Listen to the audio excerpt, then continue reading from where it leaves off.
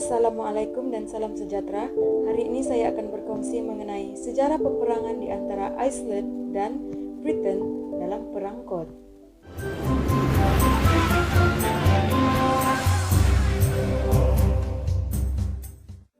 Dalam tahun 1950-an, kesemua negara mempunyai hak eksklusif ke atas kawasan perairan dalam jarak 3 batu nautika.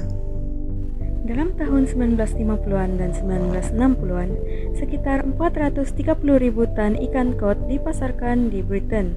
Kebanyakannya dihidang kepada kelas pekerja, yaitu fish and chip. Pengurangan stok ikan cod di Atlantik Utara mulai menimbulkan masalah apabila keperluan memenuhi permintaan ikan cod meningkat. Seperti yang kita tahu, ekonomi utama bagi Iceland adalah berdasarkan aktiviti perikanan. Namun begitu, pendapatan mereka jatuh sehingga mencecah hanya 20%. Perang di antara Iceland dan Britain ini bermula apabila Iceland memanjangkan jarak had batu nautikanya daripada 3 batu sehingga 4 batu nautika secara sepihak. Semasa perselisihan itu berlaku, Britain bertindak mengenakan larangan pendaratan ke atas tangkapan ikan Iceland di pelabuhan-pelabuhan Britain. Larangan ini merugikan pihak Iceland dan mampu menyebabkan kejatuhan ekonomi yang mendadak karena Britain merupakan pembeli utama ikan Iceland. Wakil Iceland memberi amaran kepada pihak Britain, Amerika Syarikat, dan anggota NATO yang lain mengenai kesan buruk yang akan ditimpa disebabkan oleh pertikaian ini, seperti pengunduran Iceland daripada keahlian NATO dan juga pengusiran Angkatan Tentera Amerika Syarikat yang mempunyai tapak di Iceland. Semasa pertikaian ini berlaku, Kesatuan Republik Sosialis Soviet telah mengambil peluang dengan menyediakan pasaran tangkapan ikan Iceland untuk usaha mendapatkan pengaruh di Iceland. Amerika Syarikat yang takut akan pengaruh Soviet yang lebih besar di Iceland dan kehilangan pangkalan udara mereka di Keflavik juga bertindak menyediakan akses pasaran untuk tangkapan ikan Iceland. Bagi Iceland, terdapat nilai yang cukup besar ke atas konstituen domestik dalam memperluas hak perikanan Iceland sehingga 4 batu nautika. Hal ini karena produk ikan menyumbang lebih dari 90% ekspor Iceland pada masa itu. Akan tetapi, perairan di sekitar Iceland juga penting bagi industri pukat Britain, dan pemanjangan jarak 4 batu nautika ini akan menyebabkan mereka kerugian, karena kira-kira separuh daripada jumlah tangkapan nelayan Britain pada tahun 1951 sehingga 1976 berasal dari kawasan Iceland. Oleh itu, penerimaan hak perairan Iceland yang baru akan memakan kos yang tinggi konstituen domestik Britain, terutama sekali di Grimsby dan Hull, yaitu ekonomi tempatan pelabuhan perikanan Britain. Walaupun Britain menentang sekeras-kerasnya pemanjangan jarak had perairan Iceland, akan tetapi satu persetujuan telah dicapai di antara Iceland dan Britain pada November 1976.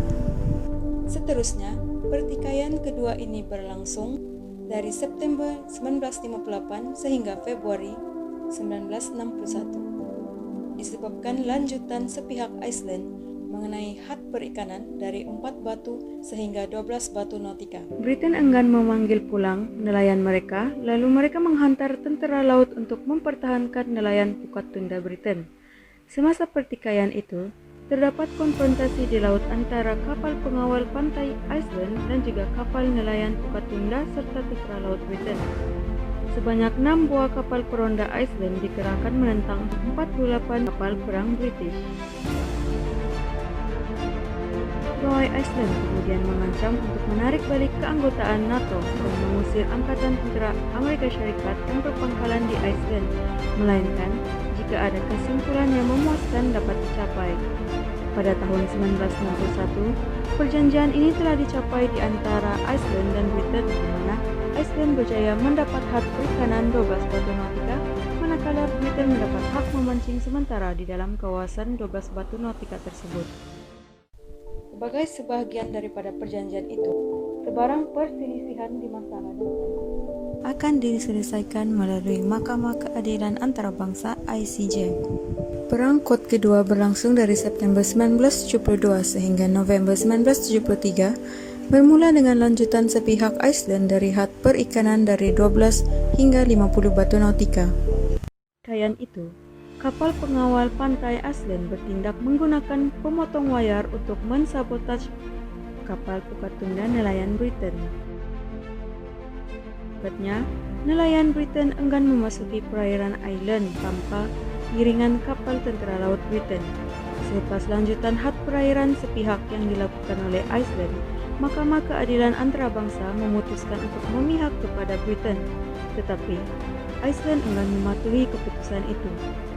Perang Quad kedua ini menyebabkan Iceland terhalang daripada menandatangani perjanjian yang telah dirunding dengan Komuniti Ekonomi Eropa (EEC) ke atas halangan perdagangan yang lebih rendah terhadap hasil laut. Semasa pertikaian itu, Iceland sekali lagi mengancam untuk mengusir tentara Amerika Syarikat dan juga menarik diri dari NATO. Perang Quad kedua berakhir pada November 1973 dengan perjanjian yang menyediakan had perikanan sebanyak 50 batu nautika untuk Iceland dan beberapa hak memancing sementara untuk nelayan Britain. Diplomat British berpendapat bahwa had perairan Iceland yang baru akan mengurangkan jumlah penangkapan ikan oleh nelayan British sebanyak 20 sehingga 30%. Perang Quad yang ketiga berlangsung dari November 1975 sehingga Jun 1976, bermula dengan lanjutan sepihak Iceland dari had perikanannya kepada 200 batu nautika apabila perjanjian sementara yang menyimpulkan peperangan Quad kedua tamat tempo. Walau bagaimanapun, pertikaian itu adalah terutamanya mengenai perkarangan perikanan dalam kawasan 50 batu nautika yang tidak diselesaikan semasa Perang Quad kedua karena hanya disimpulkan dengan perjanjian sementara. Semasa pertikaian itu berlaku, terdapat banyak pertempuran di laut antara kapal pengawal pantai Iceland dan juga kapal tentara laut serta nelayan Pukatunda British. Britain menggerakkan 30 kapal perang menentang 6 buah kapal peronda Iceland. Terdapat 52 siri pertumbungan kapal dilaporkan berlaku yang mengakibatkan kerugian atas pembaikan kapal. Disebabkan perkara ini, Iceland kemudiannya bertindak memutuskan hubungan diplomatik dengan Britain. Semasa pertikaian ini, pegawai-pegawai Iceland mengisyaratkan keanggotaan NATO di pertarung. Tetapi pada kali ini, mereka tidak pergi sejauh mengancam pengusiran angkatan tentara Amerika Syarikat. Quad ketiga diakhiri dengan perjanjian yang sangat menguntungkan bagi rakyat Iceland, di mana mereka mendapat zona ekonomi eksklusif sebanyak 200 batu nautika dengan hak memancing sementara yang sangat terhad kepada pihak Britain. Institut Penyelidikan Marin Iceland menerbitkan laporan pada tahun 1975 yang menunjukkan penyusutan bekalan ikan cod di luar perairan Iceland. Dapat kita lihat di sini bahwa tanpa lanjutan had perairan ini dan juga penyisian nelayan asing, rakyat Iceland akan menghadapi kerugian dan terpaksa mengurangkan jumlah tangkapan mereka.